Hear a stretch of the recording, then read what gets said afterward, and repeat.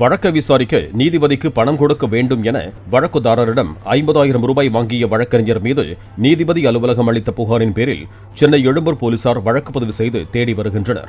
எழும்பூர் நீதிமன்ற வழக்கறிஞர் அருண் சுபாஷ் பேசியதை வழக்குதாரர் செல்போனில் பதிவு செய்து சம்பந்தப்பட்ட நீதிபதியிடமே சென்று காட்டியதை அடுத்து வழக்கு பதிவு செய்யப்பட்டுள்ளது.